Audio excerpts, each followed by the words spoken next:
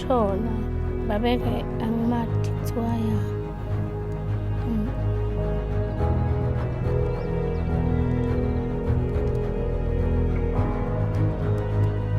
Lokuya kungende ukuthi uhlale nje uthembele kuNkulunkulu.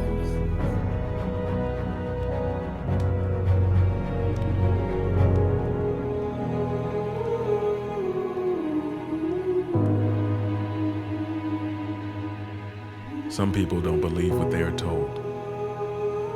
They only believe what they see. To glance upon the kingdom of Swaziland, they would see storybook beauty, a peaceful nation, kind, gentle people, Africa's last remaining absolute monarchy. Now imagine a country where an entire populace is being devastated by an invisible plague, leaving only children to reign. Truth be told, Swaziland has the highest percentage of HIV/AIDS in the world. Adults are disappearing at an alarming rate, leaving half of the nation's children orphaned and vulnerable.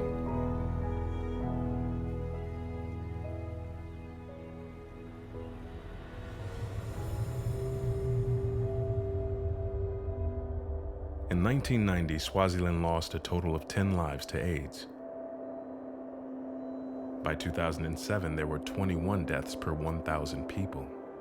This is a level usually seen in conflicts or natural disasters. Without intervention, the UN predicts that Swazi people will be extinct by the year 2040. If something is not done, only children will be left, and Swaziland will become a Neverland. This is not a fairy tale.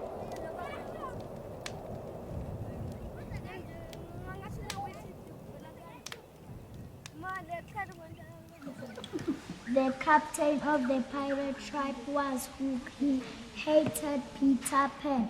Plus that Peter Pan said, Hook, as he stood a map of Neverland, if I could only find his hideout and trap him.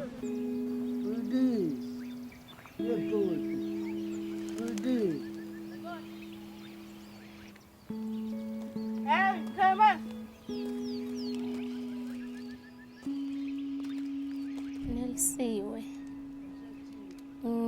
I am 10 years old. Nelisiwe is one who represents many. When she was 12 years old, her mother died of AIDS. Her father fled and later passed away, leaving her and her siblings behind.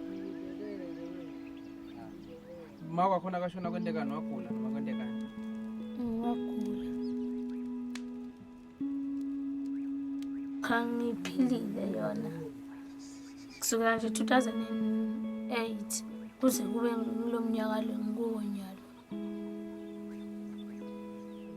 Ngiyendeka kodwa kungcono nangaba leti hlobo tiyabasika.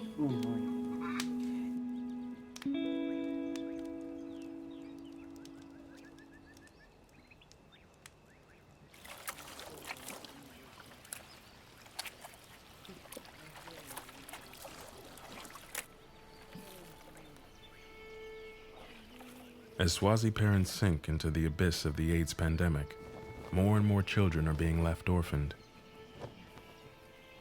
Their vulnerability grows as the oldest child in each family must carry the responsibility of raising the younger siblings.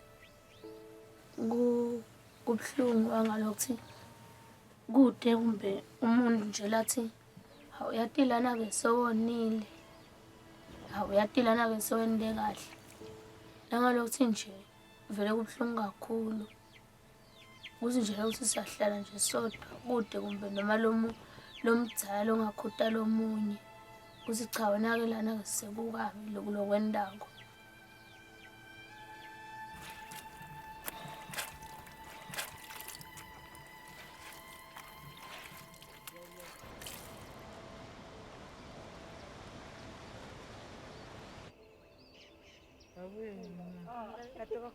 This happens many times here in Swaziland. that parents die, leaving their children behind with no one to take care of them. When I was around 12 years, my father died on July 2002. My mother died. The 9-year-old girl didn't choose to have a 5 and a 3-year-old sibling to look after. She didn't decide one day, I won't have parents, or I live here. She lives where she lives because she lives there. I didn't able to go to school because there was no one who can pay for me the school fees. Sometimes you sleep without eating. A major advantage is in this society, that person doesn't blame someone for that. That's why there's peace and no crime. When I have something, share it with her. I think that can make our relationship good. Sharing things that would help her grow and become strong to face the situations that she's facing. Because Danielle is now the oldest in the family. So she needs support. I need support too. Because I'm not that much old. I also need support. As well as advices. Advices that will help us to grow well. The problem that we sit with is, where are we going to be in 10 or 20 years from now? Because 15% of the population are orphans that live in those circumstances. In 20 years from now, they're supposed to be your middle class. The 15% of your population that is between the age of 25 and 35 are going to be people that grew up without any education, without parents, without any social structure to a family, without value systems, that had to make a living out of transactional sex or out of some other illegal activity. Then we should not be surprised if this country sits with a huge crime problem, with a problem of zero values, with zero integrity, because it's never been taught, because it was never applicable. And that's the challenge that we sit with, is that we must make a difference to those children's lives today to protect the country going into the future.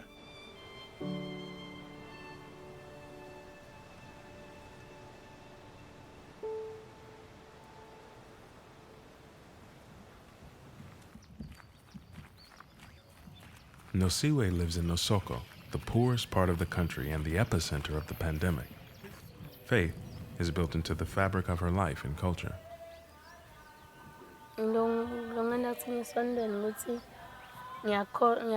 Ngiyakhona ukuthateka nje empilweni yami. Ngivuseleleke.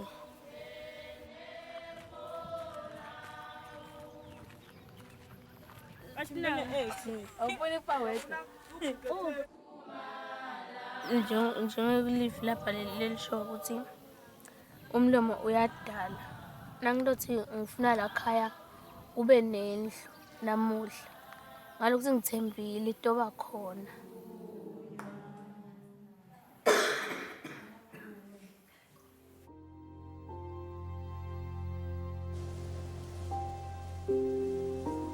Swaziland is a beautiful country, and one of its beauties is it's relationship orientated. It's extremely highly relational, and it's not a democratic culture. Our culture is very much a strong point of the nation. It unites the nation. It's what holds the nation together. And the culture is a very beautiful culture and very complex. In a natural home, the father of the home is responsible for the home as the protector, as the provider. He may have many wives. He may be polygamous. That is his culture. And the children are raised in this home where traditionally there's a house for boys and there's a house for girls. And the thing that unites the home is the culture of Swaziland. And in this culture of Swaziland, Everyone is submitted to the local chief, and the nation is submitted to His Majesty King Eswatini III.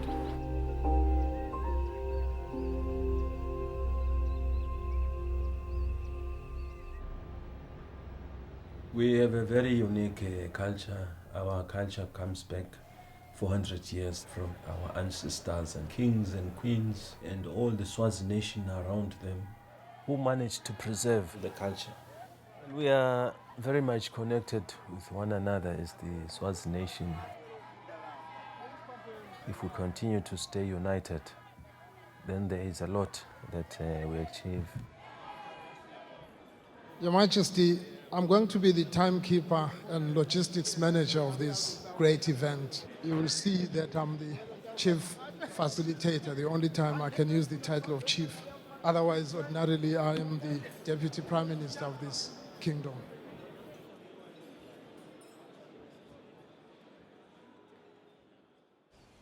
As you see, I grew up in the rural areas, and my parents didn't have a lot of resources. They didn't have financial resources, material, but they had love, and they always had words of encouragement, and those were in abundance.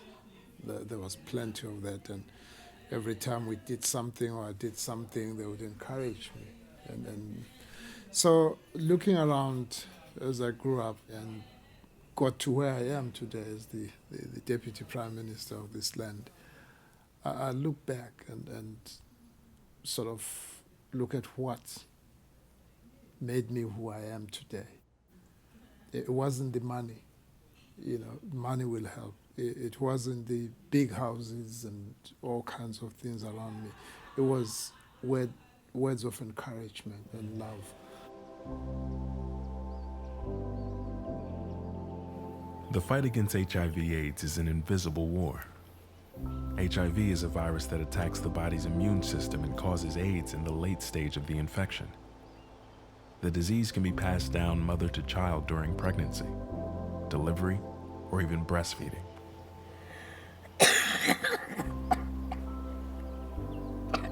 Nosiwe was recently diagnosed with tuberculosis, a red flag of HIV. Yeah, he is sick because he can't walk well.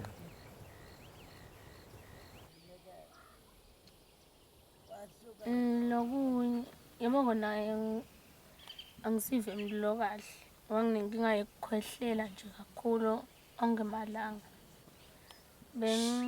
bengacela lokuthi banengiye esibhedlela ngiyobuka lokuthi ngabe yini inkinga kana lokunye ngizitela endlini ngiyaklina kule veki phelile kwachuma lithambo la kolweni manje nangithi nje ngiyaguca ngifele kwebuhlungu. I wish to, maybe, if I have a man, yeah, I have a man, like I can help him to go into train. It's nice. Nanginababi namake kube bakhona ngabe bayangisida kakhulu ngoba kumbe ngabe noma ngigula ngikhonela ukuthi ngibabikele basheshe ke bangimekise.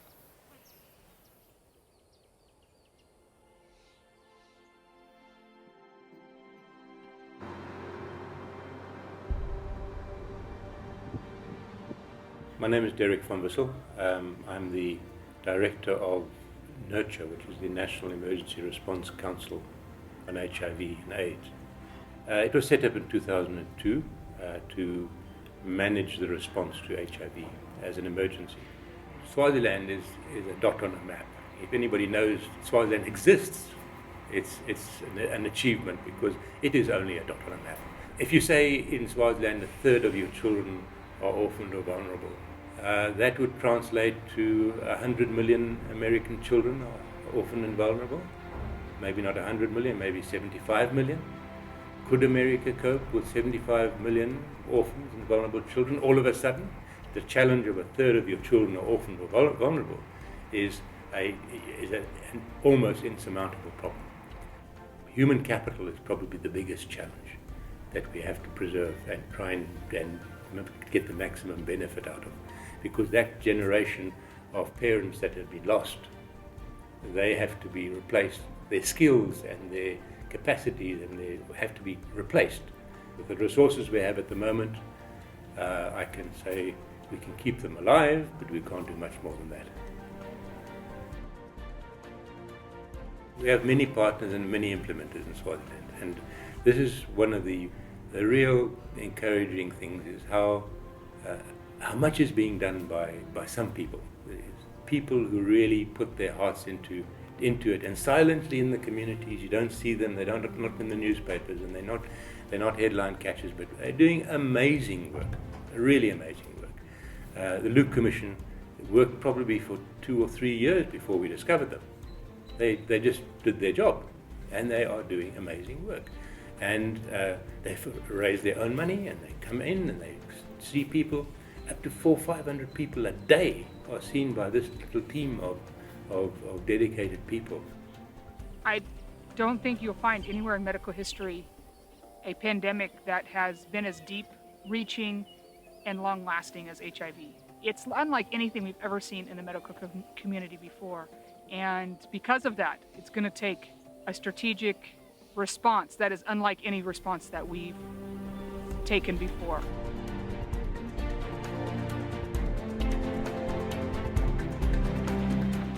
"60% of Swaziland lives in a rural community. In order to permeate and to penetrate rural communities, we have to go to them.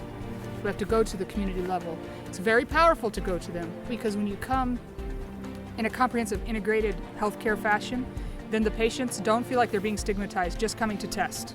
If they're just coming to test, the numbers would be very low.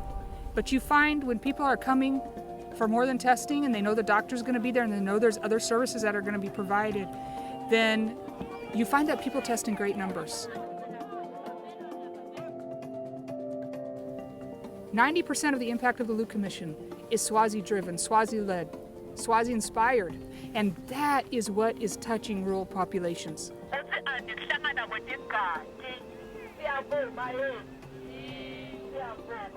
The Swazis are the ones that were going to impact their own people, not us.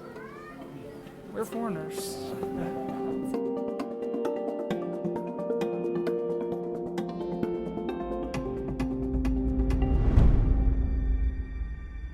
I want to show the graves of my brothers and my sisters.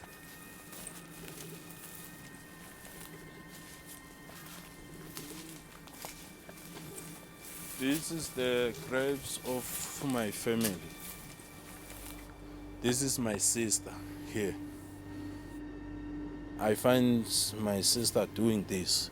Then I try to hold, then die on my hand. That two graves are my brothers. This is the son of my brother, this one. And the last one is my daughter. So. What was her name? It was Lisa. Lisa. Yeah. To me, in Siswati, the name of Siswati is Thandiswa, which means love. 5 months, 1, 2, 3, 4, 5. 5 months.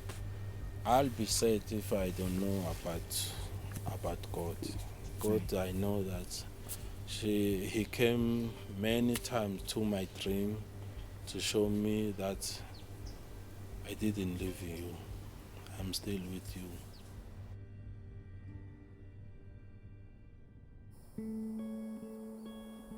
Sabelo is Nelsiwe's younger brother. Culturally, it is his responsibility to provide for the home.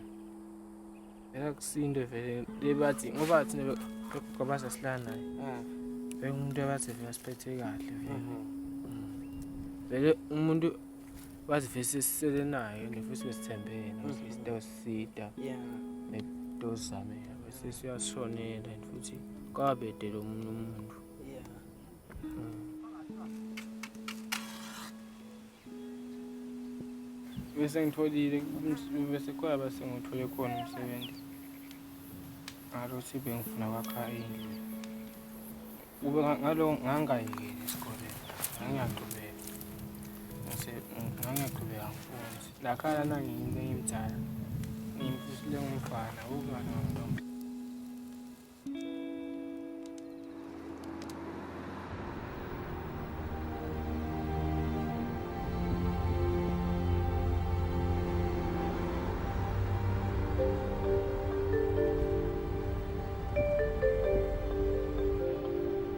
2004, we found that absenteeism in the organization was extremely high.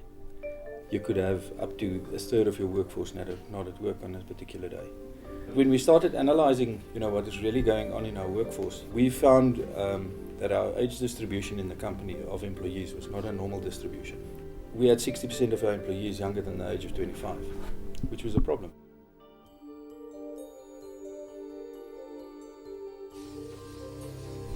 But when you find as a company that you have 1 or 2 funerals a week of employees dying, you have to do something about it.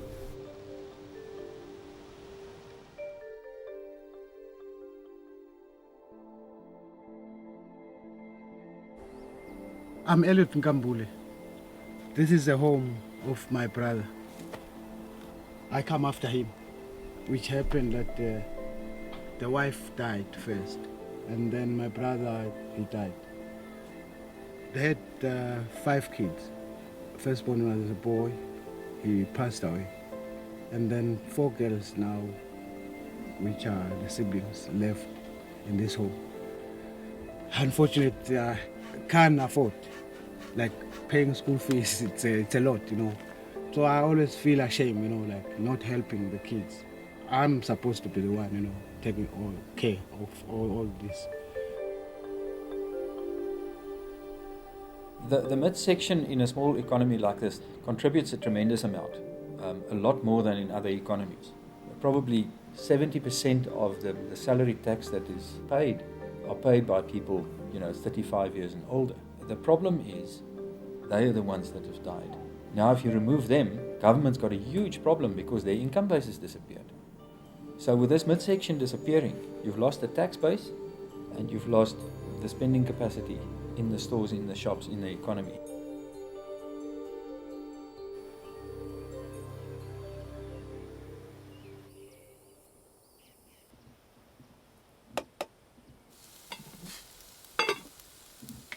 Nosiwe and her family get their food from a local care point. Labadibana nabo ukuthi labanye nabadala babo bede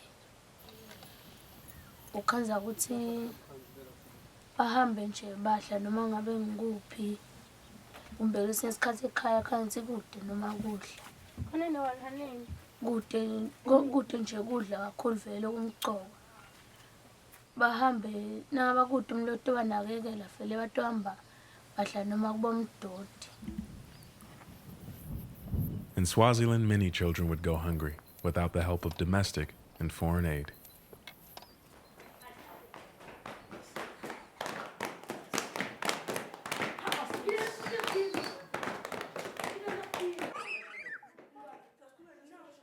.9% of our population is between 0 and 18. Yes, sir. You speak English? Yes, sir. Section 29 of our Constitution focuses on children and that it is our responsibility. It is the responsibility of every citizen of this country to ensure that they get the health, they get the proper development. So, but we have a responsibility even if we are not biological parents of those children. My name is Ite. What about you? We have already got some widows who are working together with the orphans particularly. So we want to replicate that. Widows and grandmothers help sustain the growing number of Swaziland's orphan children. It's their generosity which enables care points to exist. One day they come, there was 6 children at home. I used to look after them and cook for them. Or I went to the chief to ask the place for Cape Point. Then they gave me down there. She started to using her own pot and her own food, her own salt, everything. It was for her home. Then she brought it here. Then some of the Bomage started. Then she started recruiting some of them. Please come and help me. As the kids were coming in numbers, so she couldn't cook for all of them. 130 more or less. She thinks God is using her.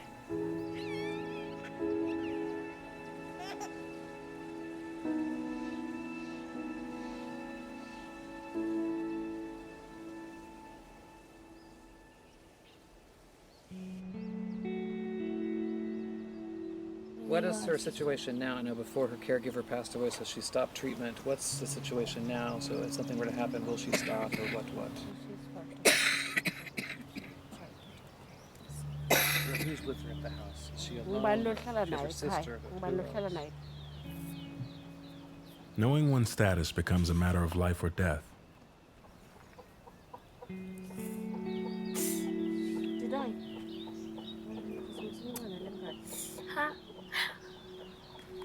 It is often a challenge to convince people to test because of the stigma surrounding the disease. Many wait too long before learning if they're HIV positive.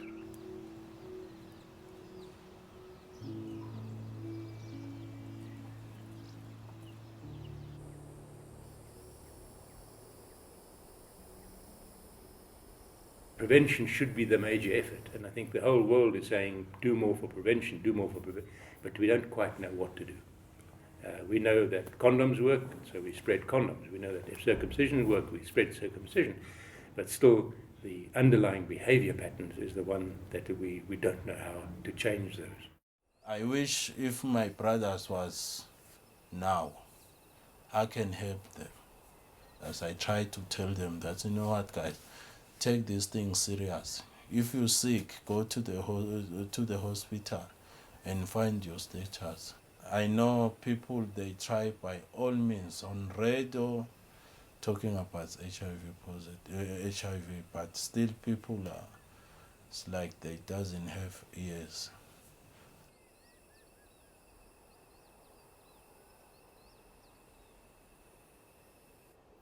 Have you all been tested? No. No. Why not? We don't have money to get tested. Go to the hospital.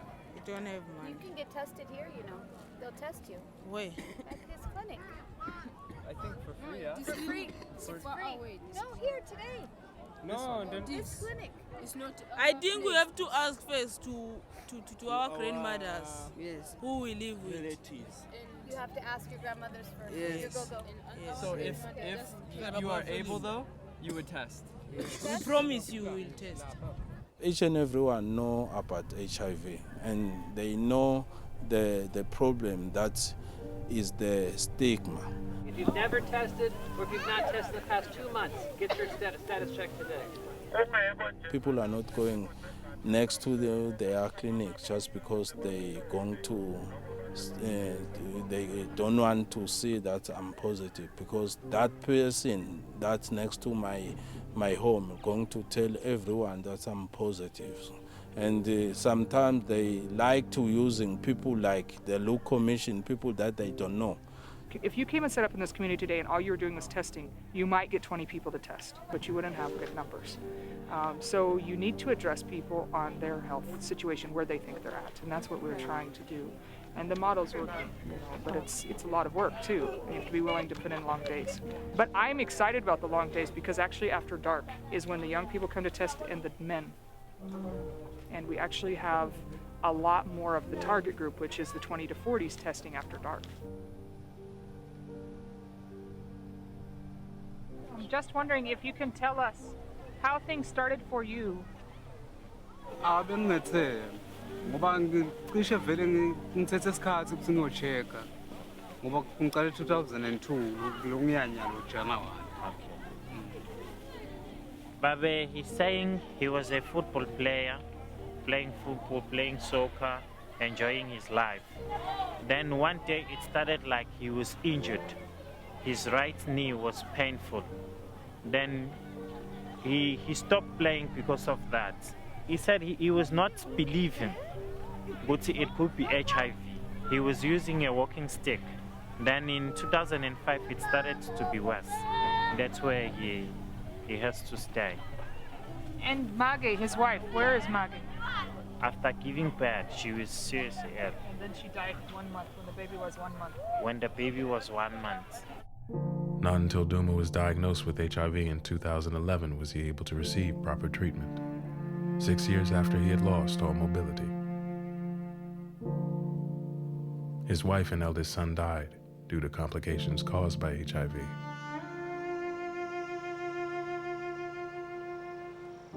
During this visit to the Luke Commission Clinic, he agreed to have his surviving son tested. Swazis are stoic. They don't show a lot of emotion.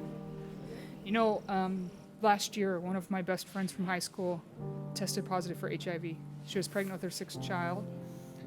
She had been married for 17 years, and she and her husband were both positive. And she started writing me emails, and they were gut-wrenching emails. And it's this idea that, so my friends in the US shouldn't be getting HIV. There's partially that. Secondly, the emails really told me something, because the emails expressed her emotion about being diagnosed with HIV, and I realize that every person that comes into these rooms that is diagnosed positive is experiencing the same emotions. But because of different cultures, I don't understand exactly what they're experiencing. So it's painful for them.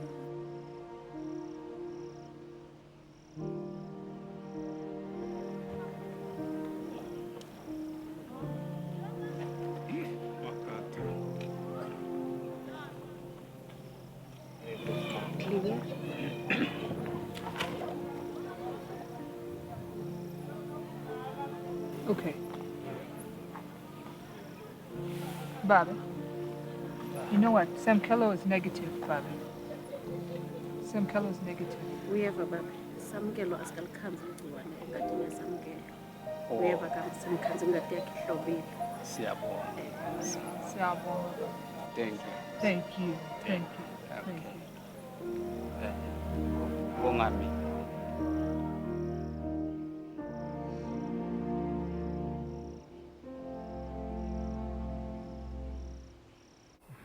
The doctors and nurses of the Luke Commission test hundreds of patients every day, often handling contaminated needles.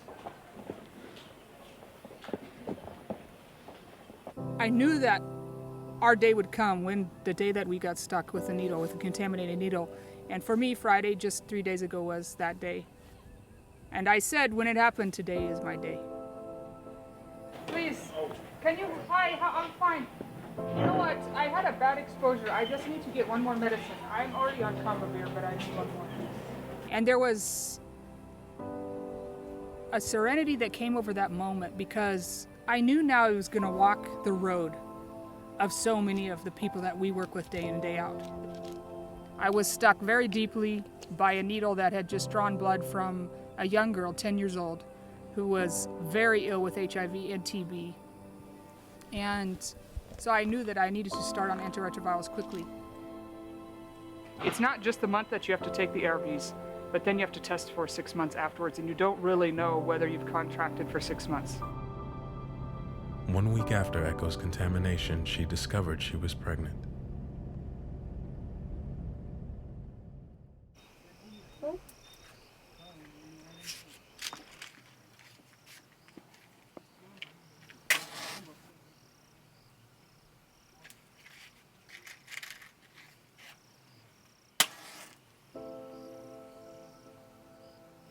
Tabelelo 18 verse 28.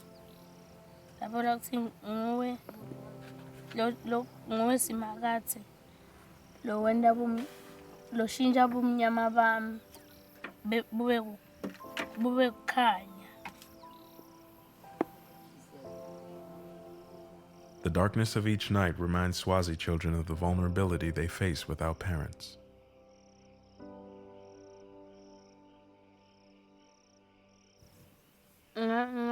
Ngongijabulisa ngethi nabangefika ngakhona nabo lokubatshela ukuthi umuntu nakathembele kuNkulunkulu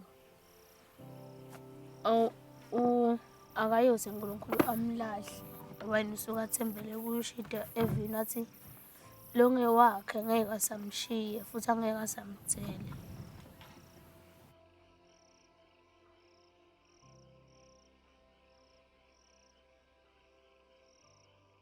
Nosiwe is one of many children who must suffer orphanhood in the dark. 3 years ago, Ayana, Setsile, and Findele lost their mother to AIDS. Their father fled. My mom was sick, and then she go to the Pittsburgh clinic, Pittsburgh hospital, and then she come back, and then few days later, she was well, and then I heard that she has lost, and I don't know what happened.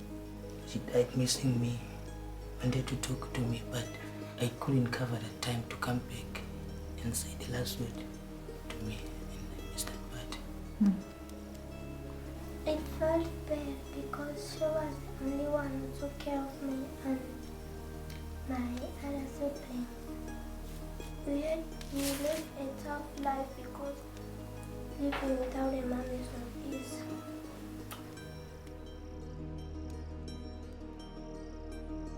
Children, particularly the girls who might be heading homes, child-headed families, they're vulnerable because they need to have food and they can be abused by those unscrupulous men out there who may abuse them sexually and pay them.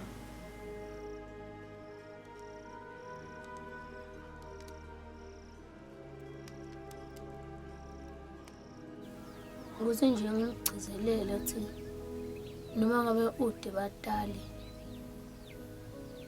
kodwa uNkulunkulu uyadi ngaye ukuthi umbekele ini. Phela nje naba ude badali kumele yena atiphathe kahle. Njengami njenganje kaloku ngitiphethe kahle. Ngoba ngithi nami lokuthi ngitiphathe kahle ngancuma ukuthi uNkulunkulu ngicela abe nami.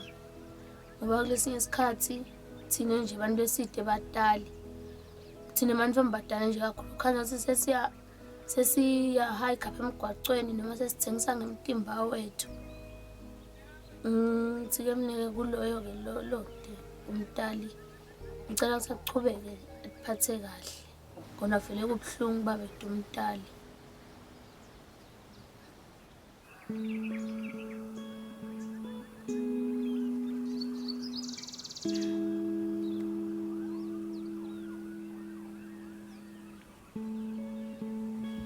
It still is negative. The HIV is negative. Uthi ke dokotela solo simo sakho sengathi sikahle alikakhanzakala igcino le-HIV. The story of Nosiwe is one of the unfortunate stories that we do see often in Swaziland, and the difficult thing for Nosiwe is that both her parents died. And as a result of both of her parents dying, she didn't have anyone to help her get to the hospital to take care of her TB. And just because she doesn't have HIV doesn't decrease the severity of what's happened to her. But we want to check the chest x-ray and follow the TB issue.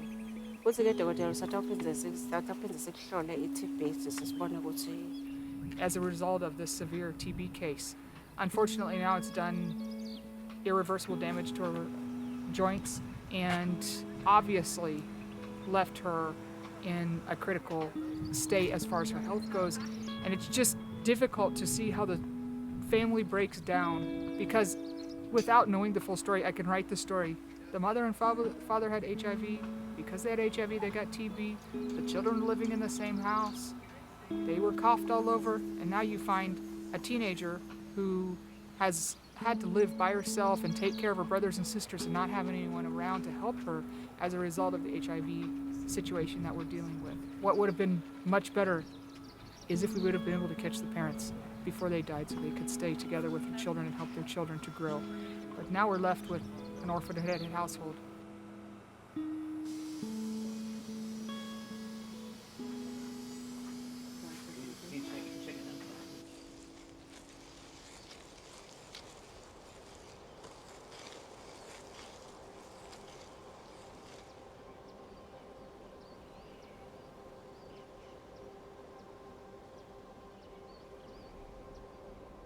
My brother was very ill, and we were taking him all over the hospital, and they were just discharged him. When we were coming with him, they said, no, take this man home, take this man home. So we don't know what to do. And all of us at home, even the family members, even the neighbors, church members, everyone, they were waiting for the day when we were going to tell them that our brother is gone. So my mom and our relatives decided to take my brother finally with the Luke Commission doctors.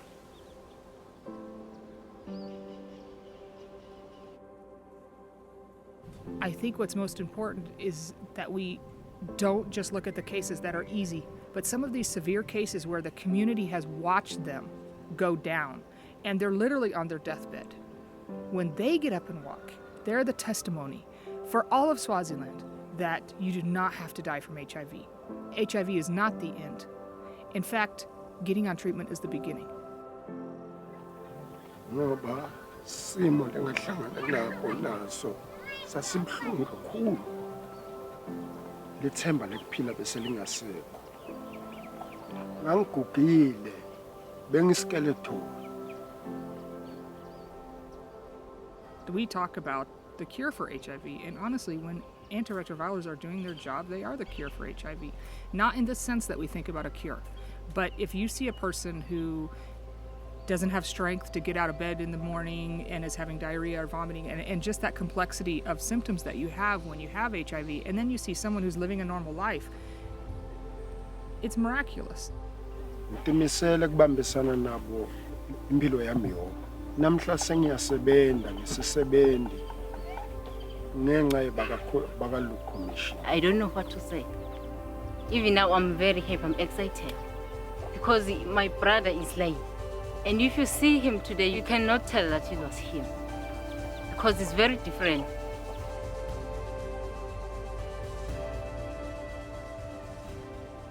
The story of Swaziland is still being shaped, but the stage is set. The foundation has been laid for people to come and help. Swaziland is so small and hope so present that solution is possible and can even offer a template for change across Africa. Nami kulowo ngabagcizelela ukuthi kumele nasilive linye sibambane.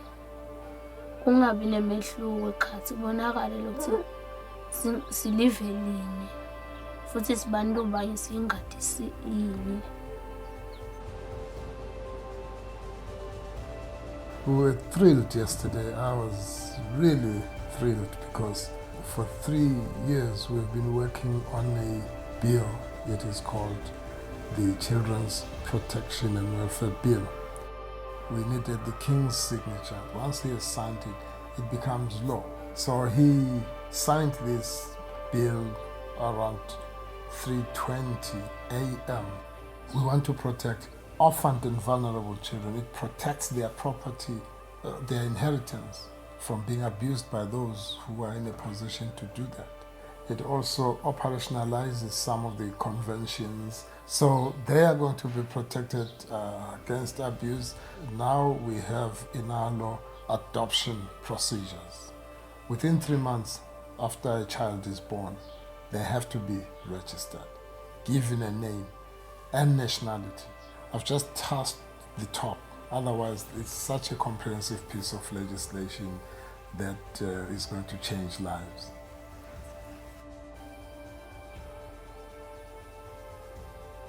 This is my daughter.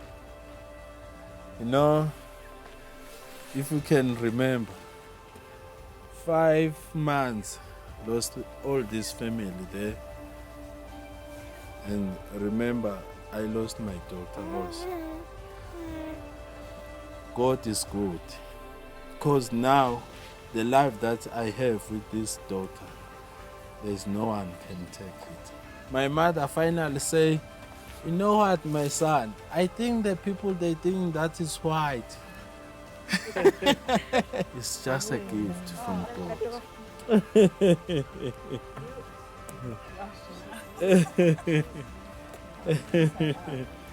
I had to walk the walk of our patients, the people that we work with, and they are pregnant and on antiretrovirals, and they do it, and they hold their head up high and do it. And so it's definitely not something that I resent, but something that has been embraced in our lives. And now we have a beautiful baby girl. We didn't know that she was going to be okay, because obviously had to wait a few months before we had the ultrasound. But she was born healthy, and from everything that we know now, she's fine.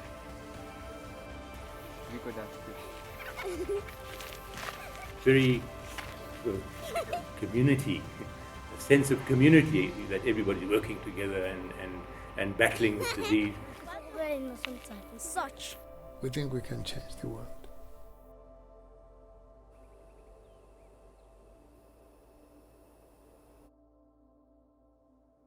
To us that live here, we know we've been placed here for a purpose, and we must make a difference on the ground. And we must use the gifts that we have and the abilities and the skill sets that we have, we must use to address this as far as we can. But I also firmly believe people cannot say anymore they did not know. They know. You know, Swaziland, it's a good country and peaceful kingdom, and I love it. See, I like to say to the other countries, let's pray for Swaziland. Maybe one time we'll finish it. I'm asking them that they have to pray with us.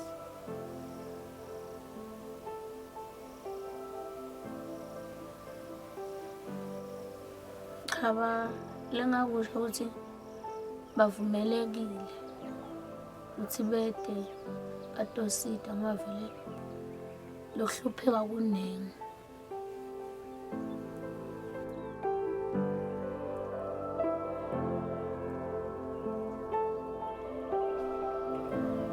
A little country like this cannot do it on its own. This is so big. I can't believe that humanity could let this happen. It would be an indictment on the humankind. I'm not contemplating it as a possibility, but if it were to happen, I think it would be a serious indictment.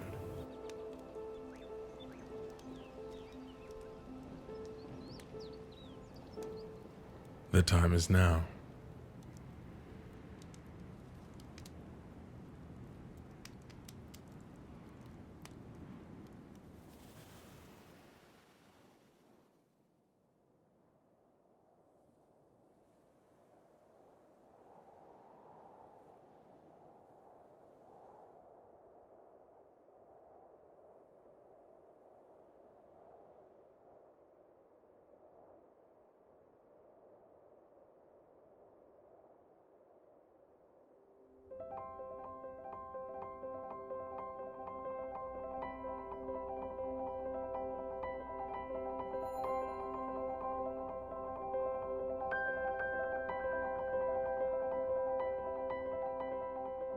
I thought, what can I do for people?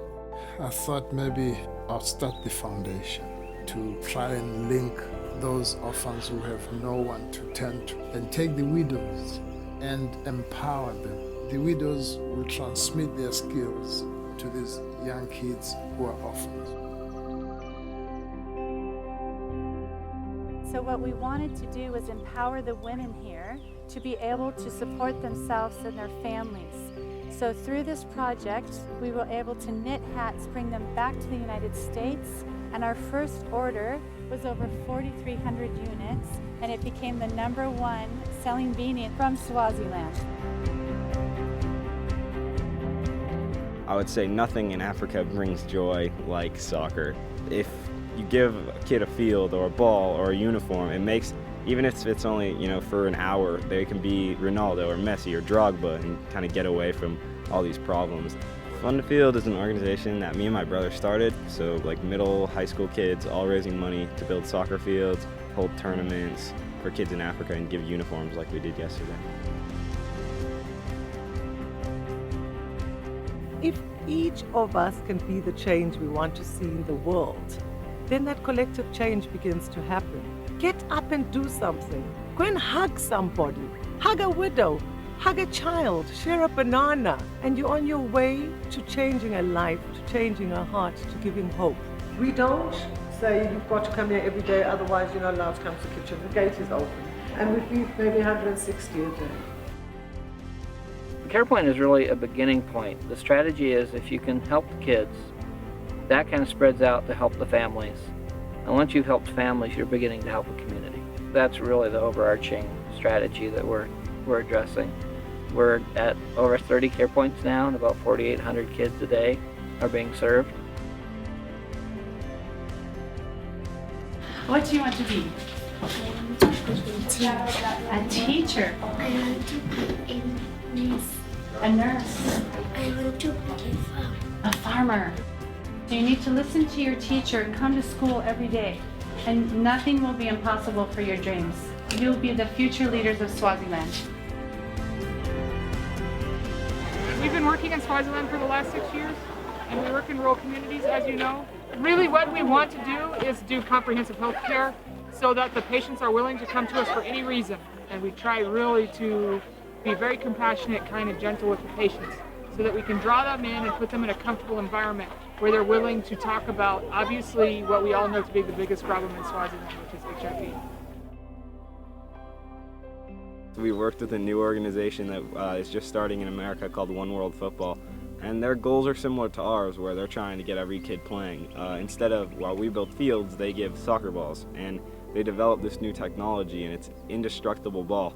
You can't break it, and it lasts super long. So the whole time we brought them basically to test them. And the kids have loved them. They're out there playing right now with it. We go into a community and we let them know ahead of time if they want to exchange their oldest article of clothing for a brand new school uniform, they can do that. And so the kids come, it's usually 80 to 100, sometimes 150 kids that come, and they exchange their oldest article, their oldest rag of clothing, and they get a new piece of clothing in exchange. And then we bring that old clothing back to the States, wash it, clean it, the whole thing, and then we cut them into patches, and volunteer groups meet once a week, and we sew the patches onto the shirts. And all the money from the shirts goes back to that community. I think it's really, really important anytime you step into another culture, another world. You are the invited guest. We're the guests here, and so we just want to serve them. I saw today just willing hearts and willing people stepping out of their comfort zones and literally just walking the road that the Swazis walk, starting to walk across the country. Whenever people are walking, there is a certain petition they want to go, and they always know there is something, that there is a message behind those people, so they will be eager. And some probably will join, as I joined the crew today.